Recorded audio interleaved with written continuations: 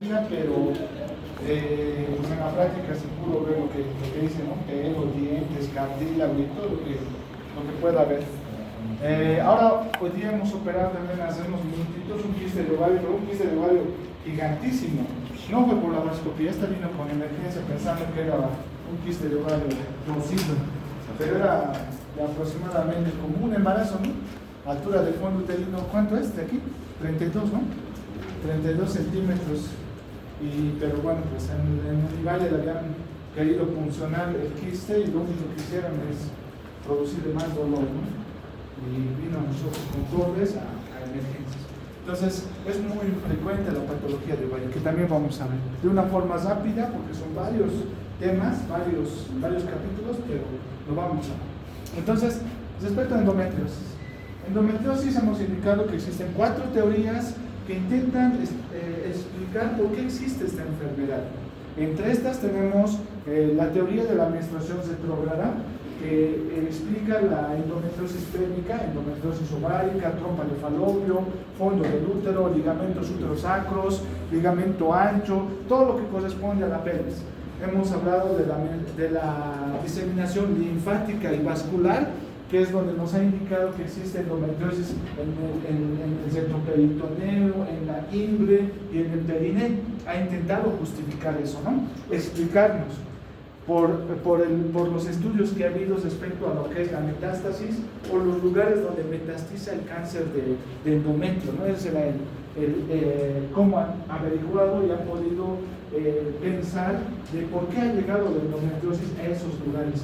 La tercera teoría era la metaplasia celómica, cuando en hombres han encontrado endometriosis en ciertas estructuras que han desarrollado embriológicamente de la próstata, lo que corresponde a conducto deferente, similar a lo que corresponde útero y trompas de falopio, o sea, tienen diferentes orígenes embriológicos, pero similitudes epiteliales, celoma, desde el celoma.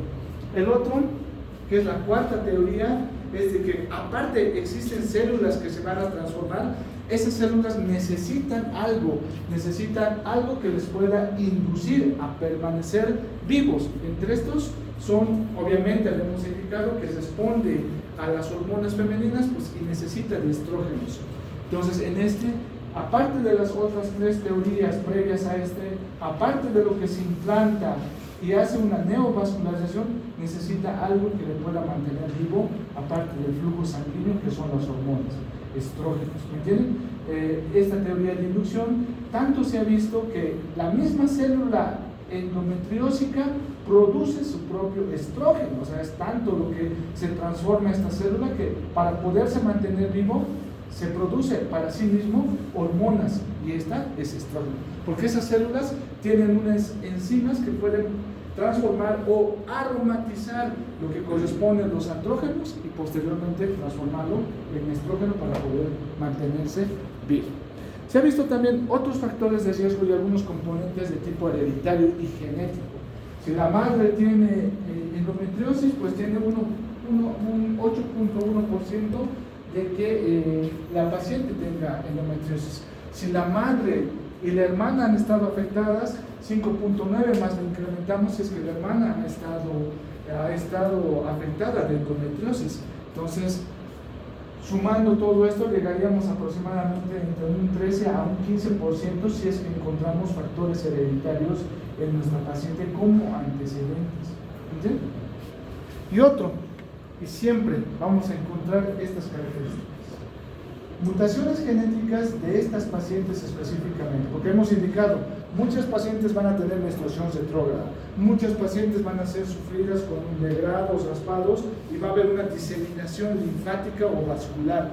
Muchas pacientes van a tener una metaplasia celómica, muchas pacientes van a tener la teoría de la inducción, pero tiene que haber algún componente genético alterado. Estas células, su aromatasa está incrementada, hay una aromatización, un hiperestrogenismo local.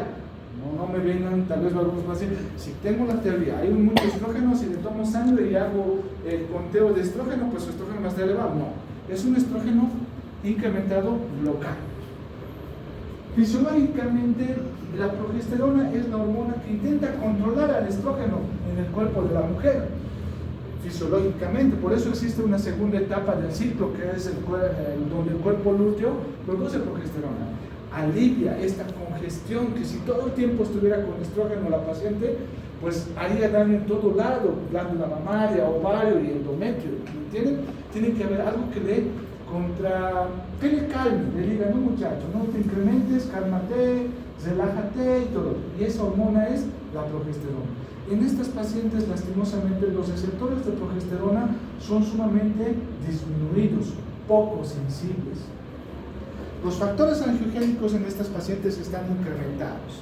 Entre estos, el factor vascular endotelial, que si ustedes recuerdan desde embriología, este es una angiogénesis y una vasculogénesis, que este factor de crecimiento vascular endotelial realiza en todo tipo de tejido. Y algo que ustedes van a encontrar en todo tipo de cáncer, siempre de todo van a hablar, ya sea en dermatología, ya sea en urología, ya sea en donde se encuentren este gen que va a estar alterado, el gen P53. Este está encargado de lo que corresponde a la reproducción celular, multiplicación y no apoptosis, o sea, no se muere, y por eso existen los tumores. Este gen de estas pacientes va a estar alterado, o sea, en las células endometriales donde existan o donde vayan haciendo endometriosis, van a tener el gen alterado y no van a sufrir apoptosis fácilmente, como cualquier otra célula endometrial. Entonces, las pacientes que van a tener endometriosis, que no sabemos cuál de las mujeres son, van a tener ciertos genes alterados, un incremento de la aromatasa, una disminución de los receptores de progesterona, un incremento de los factores angiogénicos y un gen P53 alterado. Estas pacientes que tengan esto, pues van a tener más predisposición, junto con los otros factores, a tener una endometriosis o sufrir de una endometriosis. Factores anatómicos o embriológicos también pueden predisponer. Algo que no permita el vaciamiento adecuado de ese endometrio en la etapa de la menstruación y que incremente la menstruación retrógrada, obviamente va a incrementar la endometriosis pélvica. Entre estas, la malformación embriológica, el himen intercorporal. Estenosis cervical puede ser embriológico o puede ser iatrogénico.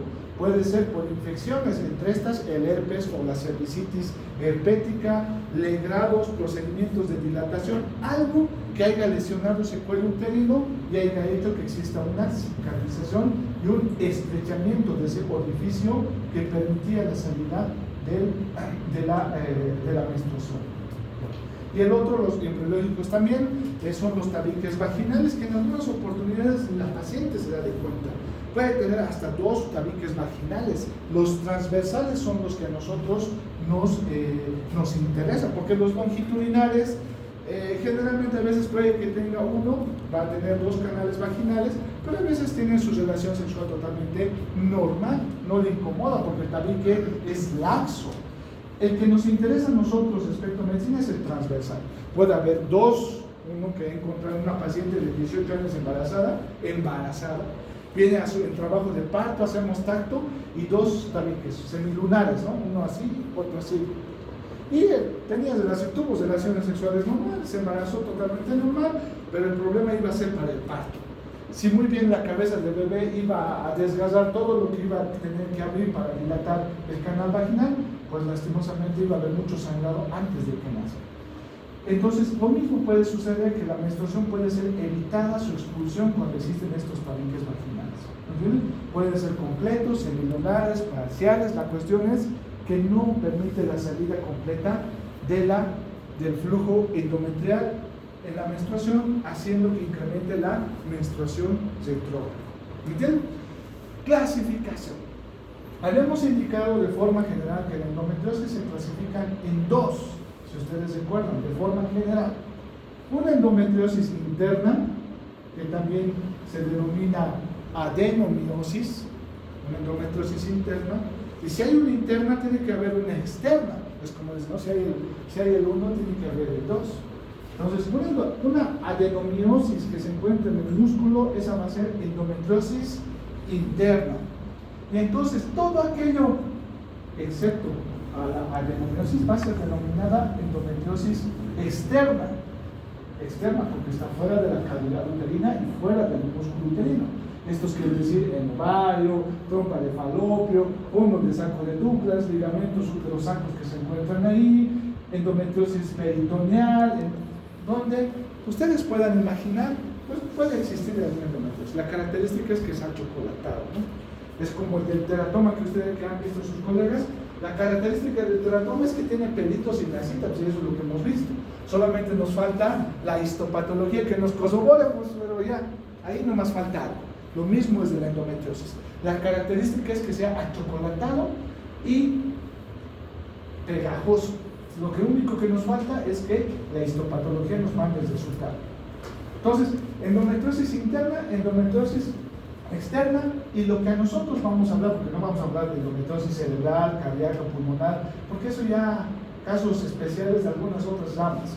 De nosotros va a ser endometriosis pélvica, de lo que nos vamos a encargar, y un poquito de adenomiosis. Tanto así que se ha creado una sociedad de la... No se ha creado, ¿no? Han creado la Sociedad de Medicina Reproductiva de Estados Unidos, al ver muchos pacientes con endometriosis asociadas a infertilidad, son ellos los que han creado lo que corresponde a una clasificación para darle un puntaje para ver el grado de severidad que pueda tener esta endometriosis. Intenta tomar en cuenta la superficie, y ahí vamos a dar otro punto que puede que entre al examen, y es necesario que ustedes sepan. Cuando hablamos de superficial o invasora, estamos hablando de milímetros. O sea, quiere decir, cuando la invasión o la infiltración de esa endometriosis es mayor a 5 milímetros, estaríamos hablando de una endometriosis profunda o invasora. Entonces, todo aquello contrario, su invasión es más superficial, menor a 5 milímetros de profundidad o de invasión, se denomina endometriosis superficial. ¿Me entienden? Entonces, endometriosis superficial es menor a 5 milímetros de invasión. Endometriosis profunda es mayor a 5 milímetros de invasión. ¿Se entiende? Son dos cosas, otro concepto que deben dominar ustedes. Otra cosa que la Sociedad de Medicina Reproductiva Americana ha dado es que vamos a tener ciertas características de estas endometriosis. Van a ser endometriosis antiguas, aquellas que son blancas o negras. Cualquiera de las dos, blancas o negras, porque son de coloración blanca o de coloración negra, oscura. Y cuando son las más activas, son las rojas. Las activas y algunas son las rojas, y las crónicas y antiguas son blancas o negras, cualquiera de las dos. Lastimosamente, esta clasificación no ha podido tener una correlación clínica y quirúrgica. ¿Qué quiere decir? Hemos hecho una laparoscopía y hemos encontrado una endometriosis con puntuación de 16, pero su dolor es sumamente suavito. Dicen, sí, me duele, tenía un quiste, me duelen las menstruaciones, sí, pero su endometriosis era de 15, según la puntuación. Y hacemos otra laparoscopía de una paciente que tiene una endometriosis de acuerdo a la puntuación de 4, que ahorita vamos a ver, 4, y está totalmente todo sellado, todo pegado, todo adherido, todo rojo, eritematoso, y la paciente tiene también poco dolor. O sea, si no, lastimosamente esta clasificación no está asociada clínica y quirúrgicamente. Clínica puede decir que tiene poco dolor, pero su endometriosis había estado totalmente avanzada. O puede decir que tiene mucho dolor y su endometriosis había estado totalmente escaso o poco. ¿Me entienden? O sea, no existe una correlación clínica y quirúrgica, lastimosamente. Por tal motivo, si muy bien se ha propuesto una clasificación, ha dado muchas puntuaciones que a veces suelen ser muy difíciles de recordar. Pero ¿qué es lo que interesa para el examen? ¿Qué componentes toma en cuenta la clasificación de la endometriosis? Entre estos vamos a tomar en cuenta si es superficial o es profunda. Va a tomar en cuenta lo que corresponde a los ovarios, si es un ovario derecho o es izquierdo. Va a tomar en cuenta si está obstruido el fondo del saco de Douglas. va a tomar en cuenta si existe una afectación de las trompas de falopio y va a tomar en cuenta si el peritoneo está afectado. Entonces, va a tomar ciertas puntuaciones para darnos ciertas clasificaciones o niveles de endometriosis. Vuelvo a recalcar. Puede que digamos una clasificación de estadio mínimo de 1 a 5, una puntuación de 4, pero la paciente se revuelca de dolor cuando tiene su menstruación, o se revuelca de dolor cuando tiene relaciones sexuales que no puede lastimosamente satisfacerse, sino ya es una tortura, porque puede haber endometriosis en el fondo de saco de Douglas, y tener una relación para ella va a ser una tortura, un castigo, ¿me entienden? Pero según nuestra estadificación apenas llegamos a tener una puntuación de 4, que es una endometriosis mínima, ¿me entienden? Pero la paciente está totalmente adolorida, no vive lastimosamente bien. O podemos tener una endometriosis totalmente severa de 40, mayor a 40, la puntuación afecta trompas de falopio, es profunda, están afectados ambos ovarios, fondo de saco de Douglas totalmente cesado, obstruido, una puntuación de 40, y la paciente dice, sí, me duele un poco, me calma el diclofenaco o el ibuprofeno y estoy tranquila, ¿me entienden? Puedo recalcar. La puntuación, si muy bien nos da ciertos parámetros para tener si es una endometriosis mínima de 1 a 5, si es leve de 6 a 15 y de 16 a 40, si es moderado o severa mayor a 40, no está asociado a una correlación clínica. O sea, no que decir, tenemos estadio severo mayor a 40, que decir que tienen que estar revolcándose de dolor. ¿Me entienden? No existe lastimosamente una correlación clínica. ¿Me entienden? Lastimosamente. Eso es más que todo, esa puntuación que se ha hecho es más que todo para un dato estadístico quirúrgico que se le ha realizado a esa paciente. ¿Me entienden?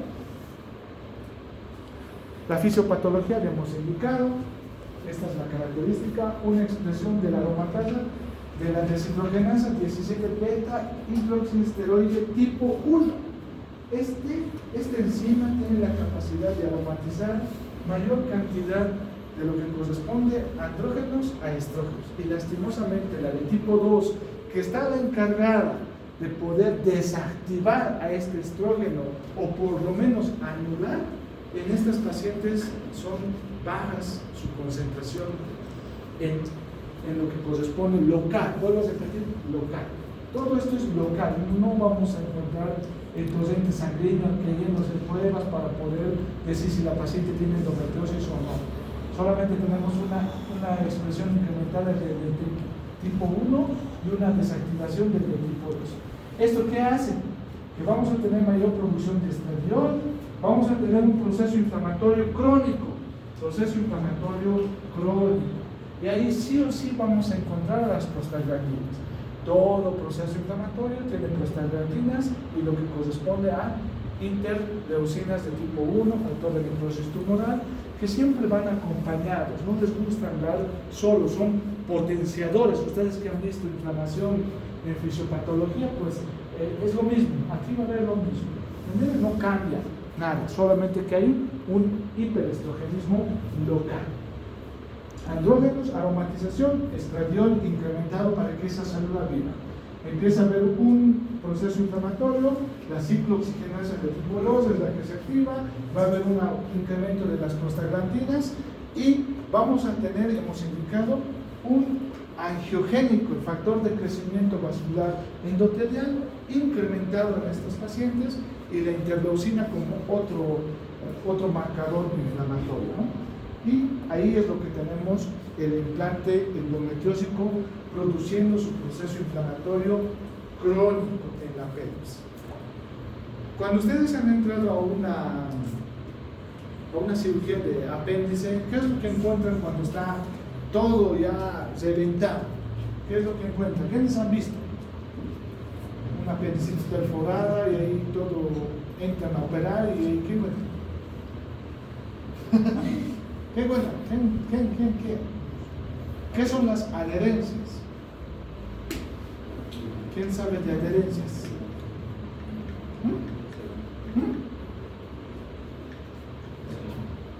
La inflamación La inflamación, ya sea por bacterias, ya sea químico, y eso es con el colega que hemos hecho ayer, la laparoscopía del teratoma. El teratoma generalmente no debería reventarse, eso es una indicación, pero vamos a ver cómo va a evolucionar la paciente. Produce una peritonitis química.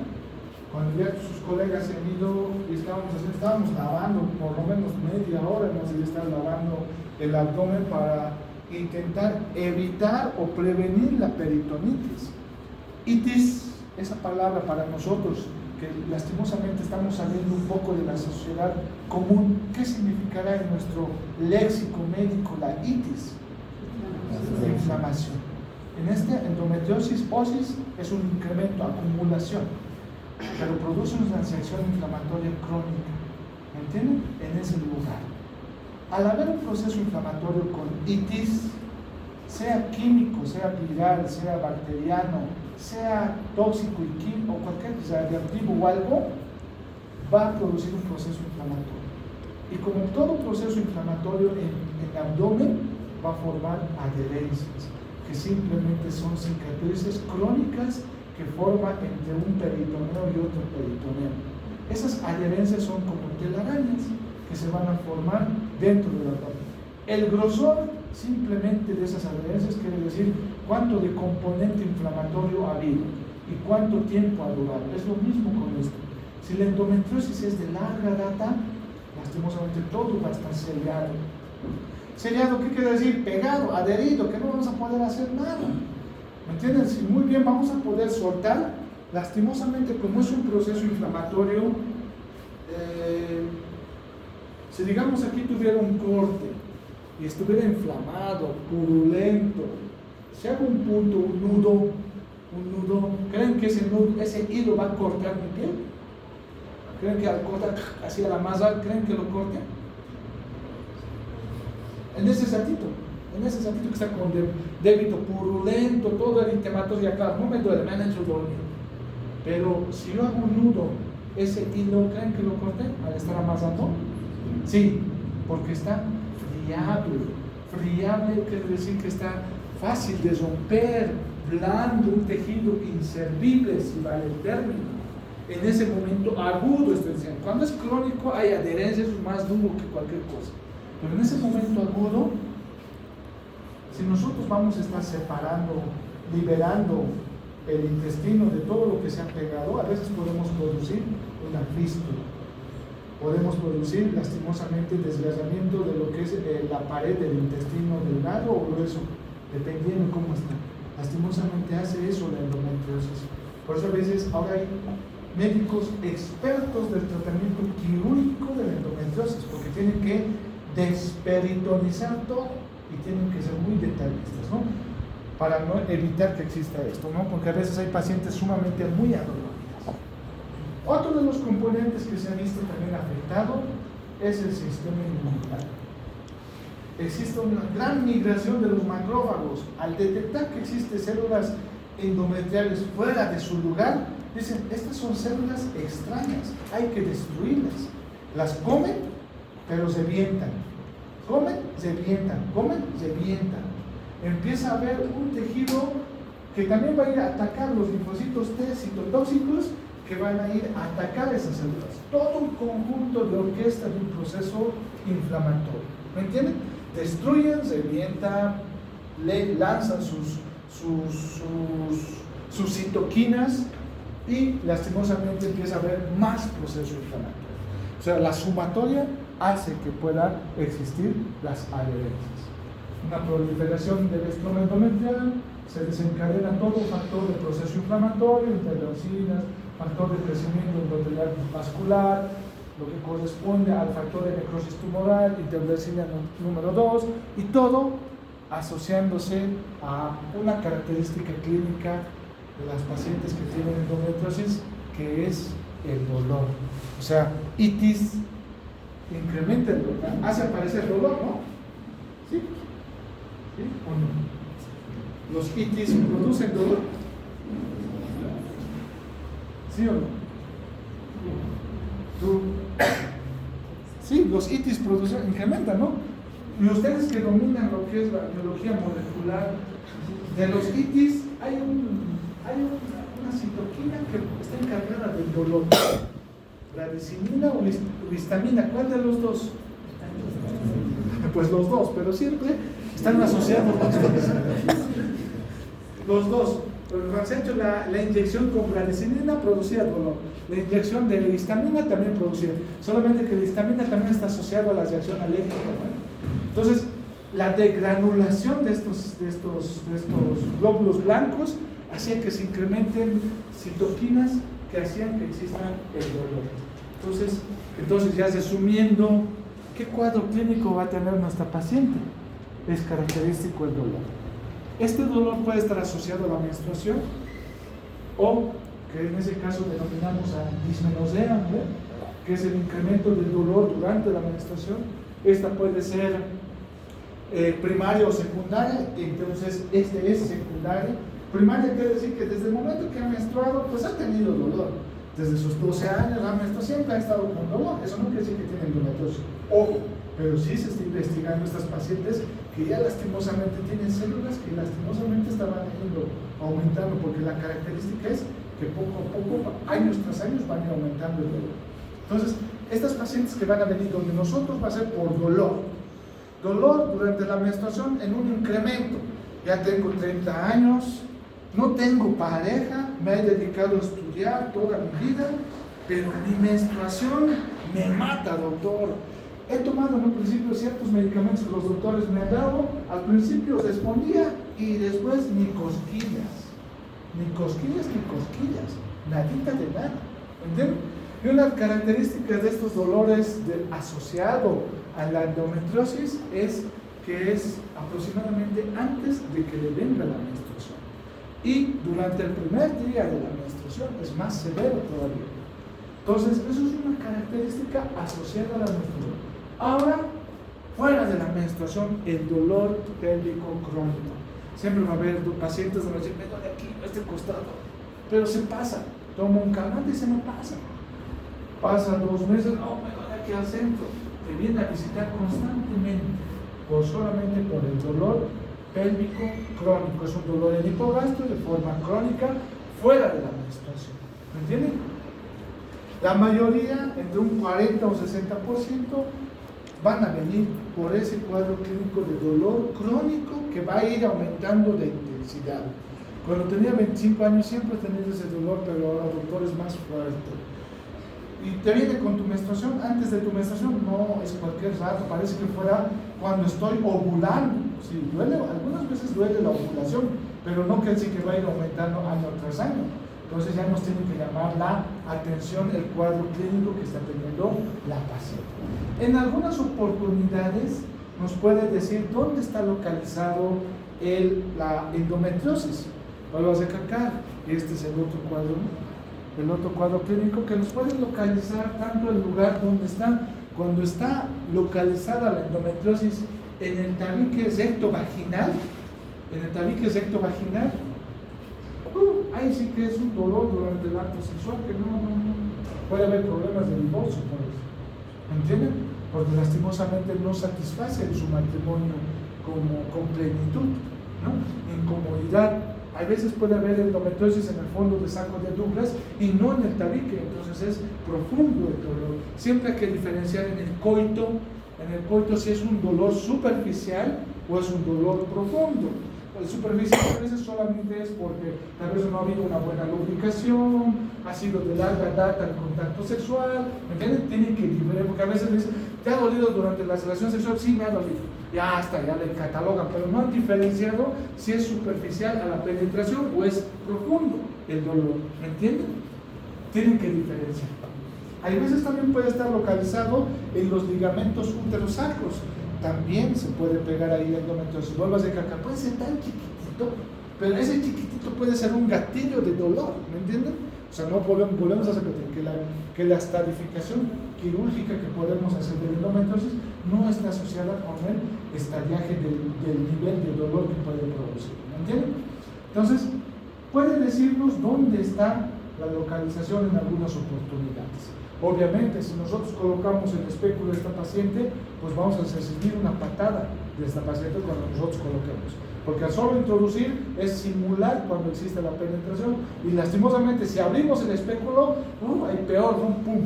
Un revés de una patada nos vamos a recibir. Otro dolor que puede referirnos la paciente es dependiendo dónde se encuentren ciertas características. Puede ser una disquexia cuando hay dolor a la defecación, no completa la defecación, ¿me entienden? O algunas veces puede haber sangrado durante la defecación, ¿me entienden? Dependiendo dónde se va a encontrar esa endometriosis, puede tener su característica clínica. Puede haber endometriosis cerca de la vejiga, ¿me entienden? La endometriosis vesical, y puede tener sus características de la vía urinaria. Y en algunos, pero una de las características es, si muy bien puede tener sintomatología de polaquiuria, disuria, hematuria. Una de las características es que no tenemos ningún germen detectado, solamente hay dolor crónico. O sea, ¿qué quiere decir? Me duele cuando orino, bien. La vemos, urocultivo, examen de orina, no hay nada. Me duele cuando está menstruando, justo cuando está menstruando la orina, siempre está asociado o alrededor de lo que es a punto de menstruar. ¿Hacemos urocultivo? Nada. Todos los urocultivos son negativos.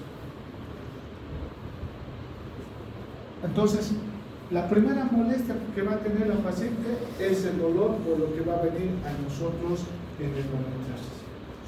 Las complicaciones es la otra causa por la que va a venir la paciente donde nosotros. Y si recuerdan ustedes, hemos hablado de adherencias. Y lastimosamente las adherencias están asociadas a esterilidad o infertilidad de nuestros pacientes. Pues la paciente ginecológica va a venir, es que no puedo conseguir un bebé, ya tengo 32 años, he estudiado, he tenido dolor pélvico crónico, lastimosamente me han hecho exámenes de orina, nada, me han hecho exámenes en fresco, tinción Gram de secreción vaginal, me han tomado muestras, me han hecho mi papá Nicolau, no había nada, gel limpio, todo, pero no me puedo embarazar. Me han hecho cultivo del endometrio con un hisopado, no hay germen, no hay nada, pero no puedo embarazar. Las adherencias son uno de los causantes de la endometriosis, pero lastimosamente no solamente ese es el causante de la infertilidad en estas pacientes. Como hay una menstruación retrógrada, las trompas de falopio pueden estar totalmente selladas o inflamadas y obstruidas. Uno de los causantes de esterilidad en las trompas de falopio es su obstrucción. Al no haber un pasaje de comunicación entre el espermatozoide que está subiendo y el óvulo que ha sido ovulado, no se van a encontrar. Lo que le hemos indicado, el sistema inmunitario, los macrófagos, linfocitos T y obviamente las células humorales van a crear anticuerpos en contra de esas células endometriales. Si muy bien van a encontrar una endometriosis pélvica, igual van a atacar al endometrio normal. O sea, ¿dónde se encuentra el endometrio normal? ¿Dónde se encuentra el endometrio normal? ¿En qué lugar? Del aparato reproductor. ¿Dónde hay endometrio normal? ¿Dónde hay endometrio normal? En el útero. ¿En qué lugar del útero? Esa es la capa interna, ahí está. Lo malo que es, el sistema inmunitario encontrado en la pelvis, endometriosis, y ha creado anticuerpos donde van a ir a atacar a las células endometriales normales, donde supuestamente debería pegarse el blastocisto, pero lastimosamente está siendo atacado inmunitariamente.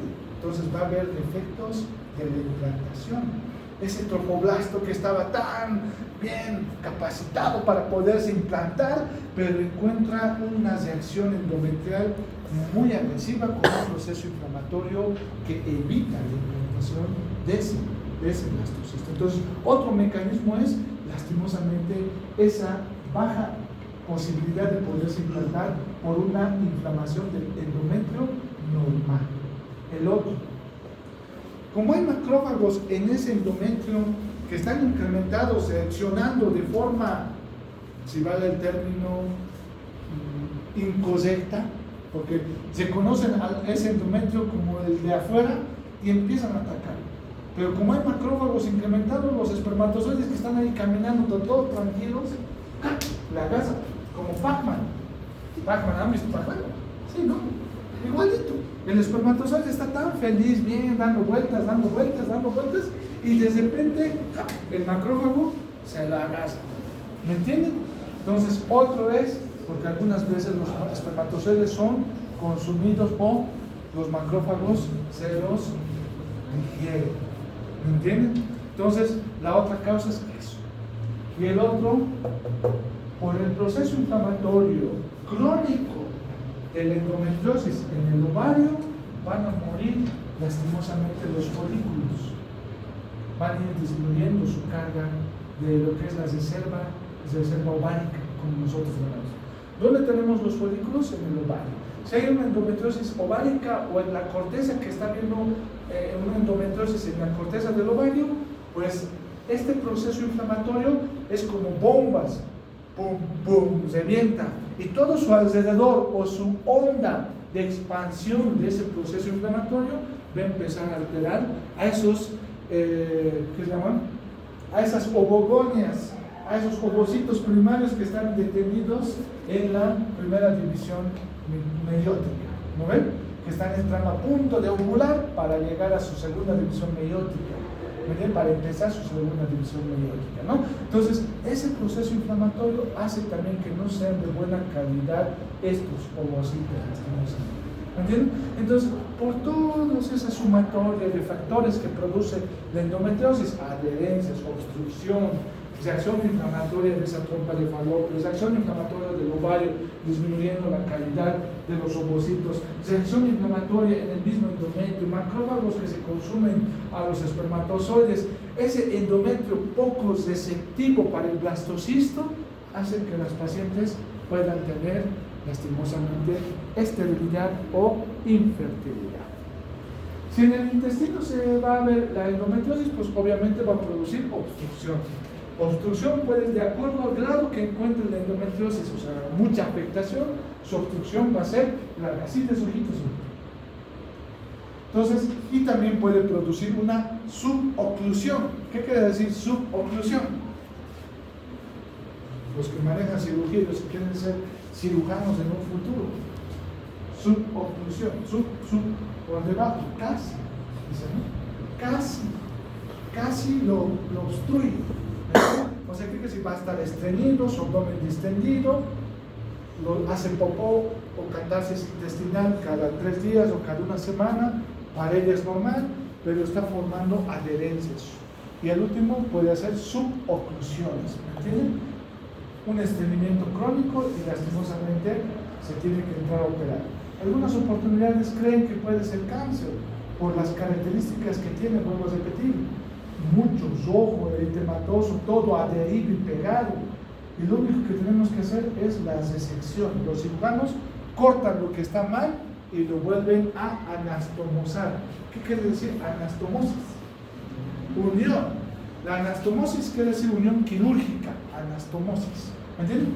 Término terminal, ¿qué quiere decir? Desde lo que era término normal hasta el término que era normal. Todo lo que es anormal lo van a retirar. Y se unen anastomosis término, terminal o también denominada primaria. Cuando está en la vía urinaria, pues lo mismo. La obstrucción en los uréteres puede ser característico de esta endometriosis.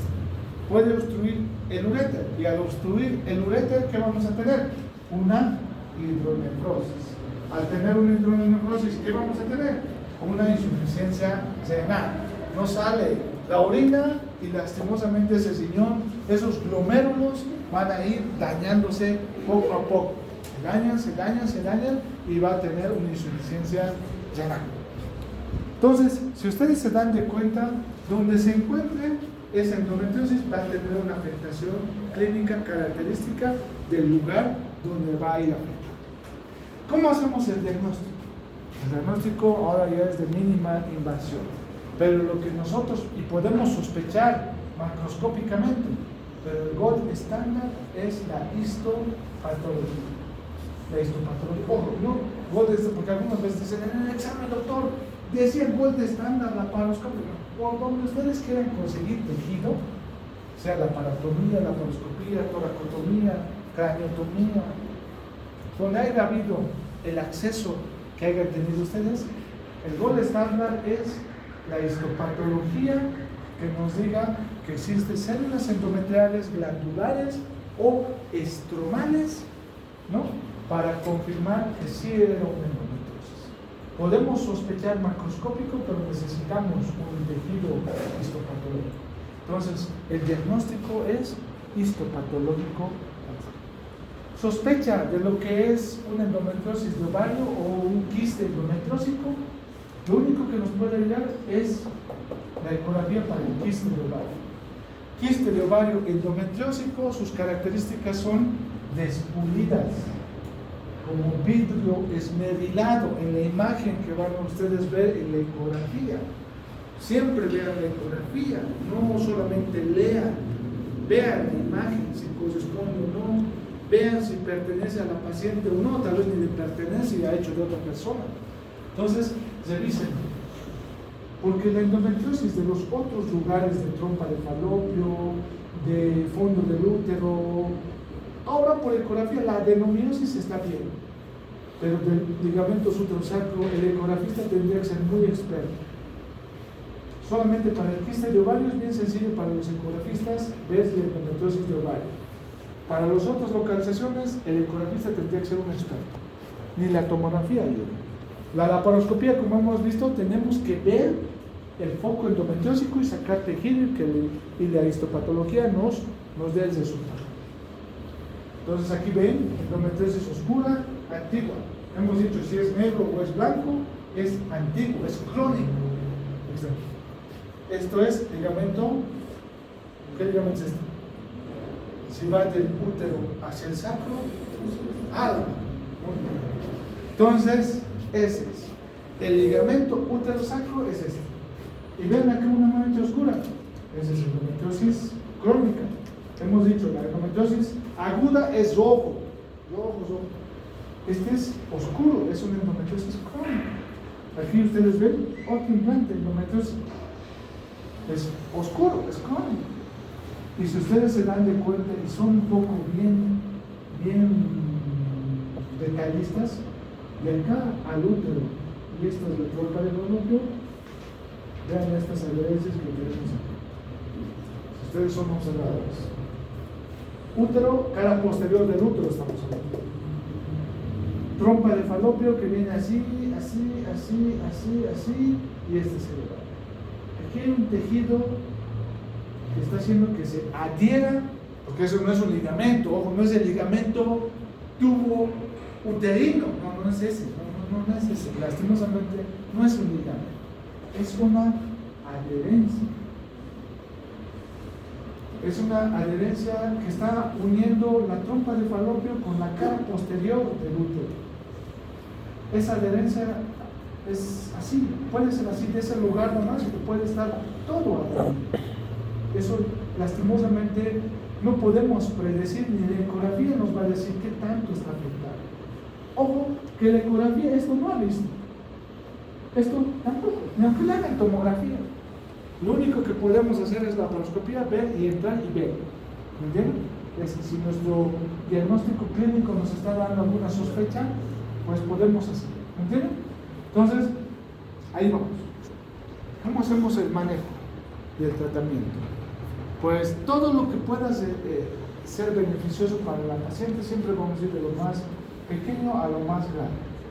El ejercicio y la comida hipercalórica, dieta, ejercicio, líquidos, evitar las cosas que sean de color oscuro como chocolate, Coca-Colas, son beneficiosas para evitar el incremento de los receptores de estrógeno y la aromatización.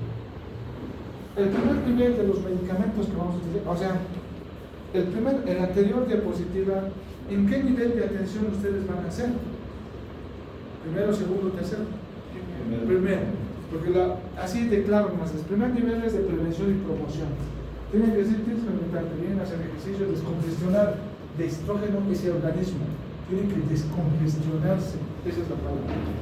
Y seguimos en el primer nivel. Entonces, en el primer nivel, lo que ya va entrando a la ciencia y no tanto a lo que es natural, vamos a meternos con los aires, que es un antiinflamatorio, no esteroides. El que más les agrade, pues es bien utilizado, mientras no exageren, porque algunas veces le dan ibuprofeno, ketoprofeno, en altas dosis, 800 miligramos, no, por Dios, y 4 veces al día, no. Más no quiere decir que estamos bien, estamos lastimando el estómago y también estamos lastimando el riñón. Y a veces podemos decir, hagamos selectivos de la cosa, selectivos. Tampoco quiere decir que tampoco vamos a estar escapando de los efectos adversos. Siempre vamos de lo más sencillo, y el ácido mefenmámico es el más agradecido, más tolerado por la paciente y con buenos resultados. Sería ideal si lo puedan utilizar y si lo encuentran, porque muy pocos lo que van a encontrar en el mercado. En el Brasil sí hay algo. Ibuprofeno, ketoprofeno, diclofenaco son los más utilizados en los AINES. Pueden darle 2 veces al día, 3 veces al día, pero siempre se estrijan solamente a los días de su periodo menstrual, si está asociado a la menstruación. Si está fuera, solamente en los momentos que tenga dolor, no de forma continua. Este no evita el progreso de la enfermedad, solamente cura el proceso inflamatorio y el dolor, no evita el progreso de la enfermedad. Los anticonceptivos, y esta vez es justo una colega, el acetato de medroxiprogesterona, ahora ya se está utilizando más. Una colega me dice, doctor, le estás dando acetato de medroxiprogesterona 10 miligramos cada 12 horas. Pues podemos utilizar estas hormonas como nosotros queramos, podemos manejar el cuerpo de la mujer, dominar su menstruación si queremos que menstrue 2 días o 3, podemos hacer muchas cosas hormonalmente. Y si también queremos más, podemos hacer menstruar con hormonas. Esta paciente de forma continua, si tomamos esto, si le hacemos tomar esto, vamos a intentar retrasar el progreso de la enfermedad. ¿Me entienden? Retrasar, porque este es un análogo de la progesterona, y lo que habíamos hablado desde el principio, estrógeno, progesterona, el que le dice ya estrógeno, no seas tan agresivo, cálmate, es la progesterona. ¿Entiendes? Es el lado opuesto del estrógeno. Intenta tranquilizar esta congestión del organismo de la mujer con los ciclos que tiene. Progesterona en la segunda mitad o de forma continua. Por eso dice cíclica o de forma continua. Podemos utilizar. ¿Me entienden? De forma segura. 10 miligramos. El otro es el inyectable que ustedes conocen famosamente como Depo-Provera. Ese es otro, es de 150 miligramos, es de Zerbol. ¿También pueden utilizarlo? Sí. Pero eso está asociado a sangrados irregulares, también hay que decir, por causa hormonal, ¿no?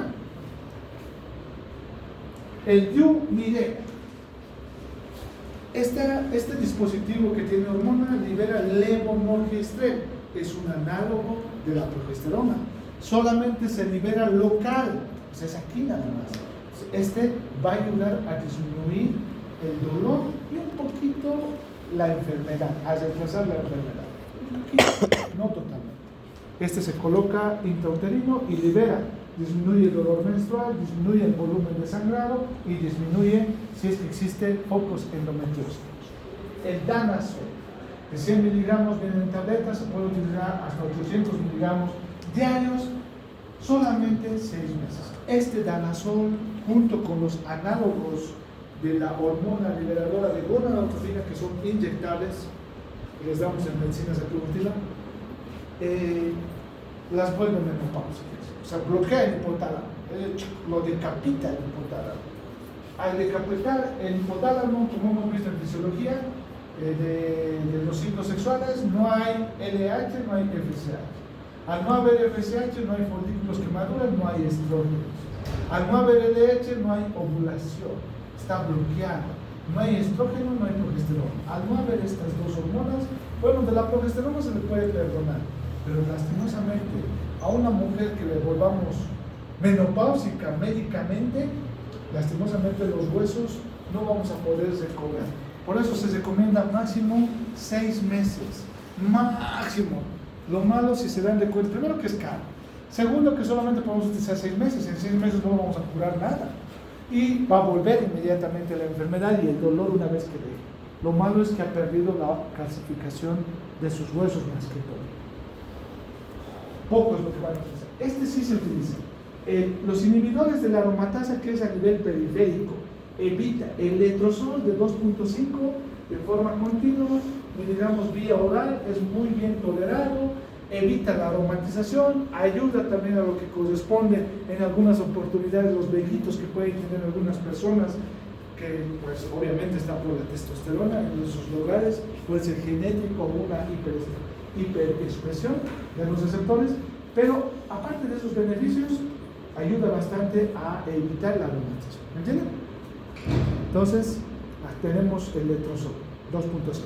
En última instancia, cuando no podemos, ya hemos ido a AINES, anticonceptivos, hemos ido a bloquearles a nivel central y no podemos, y a nivel periférico también la aromatización, y ya no hemos podido curar la parte quirúrgica.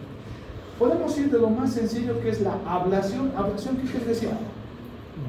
Ablación, la palabra habla. Volvemos a decir, nosotros estamos saliendo un poquito de la sociedad normal. Tenemos otro léxico. No somos Superman, pero tenemos algo diferente. ¿Qué es ablación? Separación. Separar dos. ¡Tú! ¿Qué es? Cauterización, podríamos decir. No, ablación. Sí. Por hablas un poquito más, menos técnicas, menos muy específicas. Filtración de órgano. No, destrucción. La ablación puede ser con fuego, o térmico, o químico, o ¿qué se llama? Con frío, térmico, frío, o químico, o físico. Estamos destruyendo. Ablación quiere decir destruir. Las lesiones, pues ese oscuro que han visto, esa endometriosis oscura, podemos quemarlo, podemos congelarlo, podemos poner sustancias químicas. La cuestión es destruir. Ablación endometriosis. Esta ablación puede ser por la paroscopía o la paratomía, cualquiera de los dos. Si ustedes recuerdan, en Gineco 1 hemos hablado del plexo de Frankenhausen para lo que corresponde a la inervación del útero. ¿Recuerdan? No. No.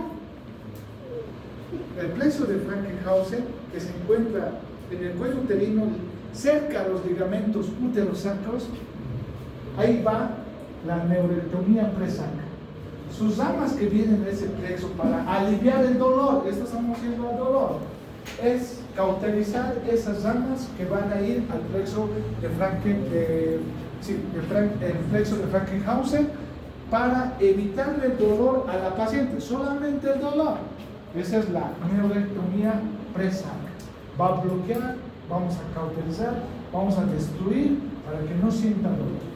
Y en última instancia, vamos a hacer una histerectomía total abdominal para que no tenga dolor respecto a lo que corresponde el útero y los anexos. Porque no vamos a curar lo que está en el intestino, ¿no? Una endometriosis intestinal. Haciendo esto no le estamos curando, no es del intestino. Solamente estamos curando de la endometriosis que se encuentra en el útero, en las trompas o en los ovarios. No vamos a hacer otra cosa. Y listo. Ahí tenemos focos, como perlitas, perlas endometriósicas, algunas veces le dicen a algunos cirujanos. Vean ahí, eso está sellado. Vemos el fondo del útero, pero adherido, todo adherido. Y el querer liberarlo es un poco difícil, complicado. Este es el achocolatado. Este sí, la ecografía nos ayuda. Puede decirnos, veo una imagen, en el ovario es medilado, el quiste endometriósico va a decir. Pero falta la histopatología. Las adherencias son estas. Esas son, que puede haber de diferentes grados. Esa es la adenomiosis, como habíamos indicado, endometriosis interna o adenomiosis. Y listo. Colorín colorado, este cuento termina.